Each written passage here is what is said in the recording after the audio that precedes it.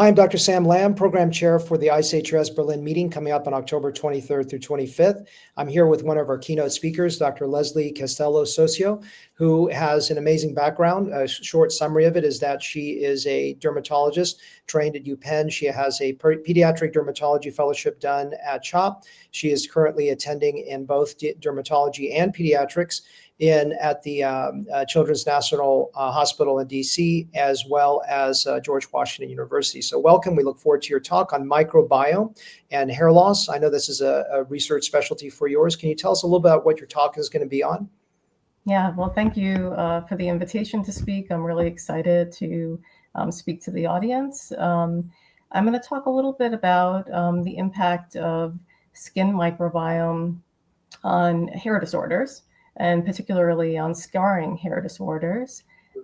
We know a little bit about microbiome for the skin, particularly in diseases like atopic dermatitis. And it's kind of a new field for hair disorders. We have seen evidence in other inflammatory skin diseases like alopecia areata that gut and skin microbiome play a huge role in whether you have disease or not. And my work that I'm going to share is looking at the role of skin microbiome for scarring alopecias. So focus on scarring alopecias, all of the kinds, all the lymphocytic ones, this FFA, CCCA, et cetera. Is that what you're focused on? Yeah, so I'm particularly looking at CCCA. So we were able to recruit a group of women from the Washington, D.C. area who are all of African descent, and then controls that match them for background and age. And then we compared these two groups. Interesting. So I know that there's a PADI3 linkage to the genetic disposition. The classic understanding is, the hot comb and all those inciting factors. Do you find that the microbiome is an inciting factor, or is it one of those things that is more of a controlling element? Yeah, I mean, it's a great question. I don't think we know whether the microbiome is kind of chicken or the egg at this point. We know that once we see any type of scarring, even in really early stages, we already see changes in the biodiversity of the microbiome on the scalp. It's hard to know with the numbers that we have and not really fully understanding the pathogenesis of the disease, whether this is primary or secondary.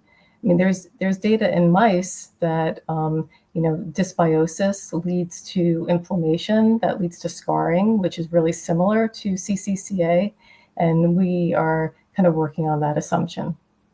So right now, are you looking at clinical therapies with microbiome adjustments to either curtail or stop the active disease process? What are you seeing with that, if so?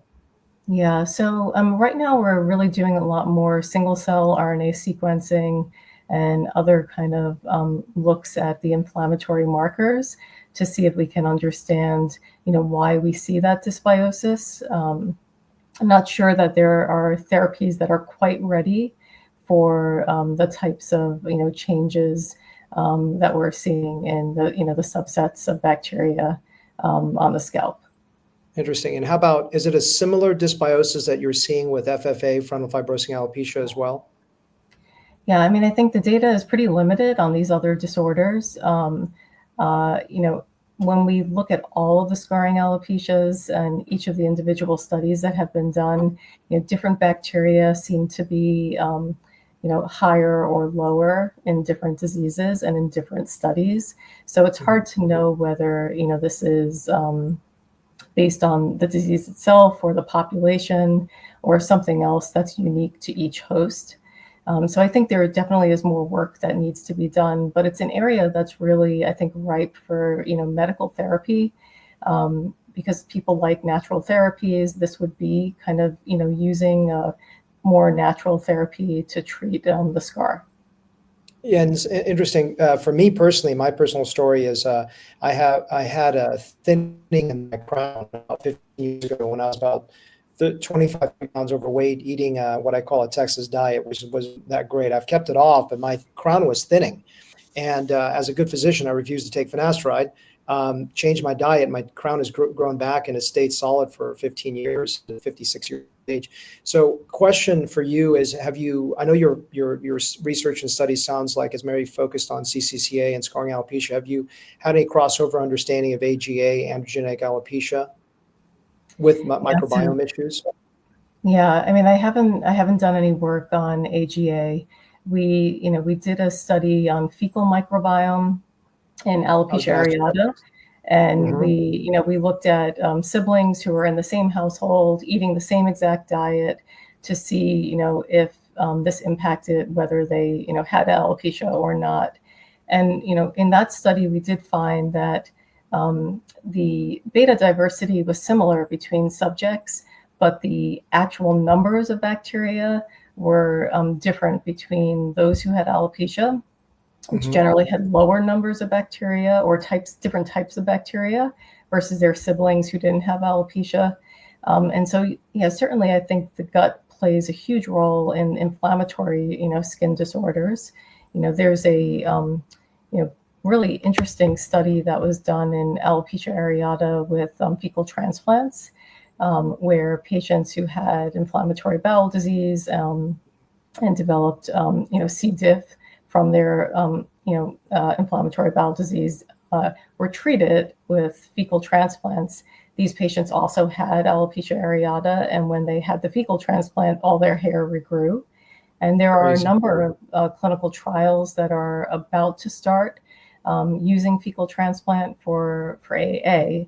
With that said, I think that will translate to perhaps, a few years down the road, thinking about these for other types of alopecia, like androgenetic or, scarring alopecias. I think once we see that these therapies are, relatively safe, and it's kind of easier to do these microbiome transplants.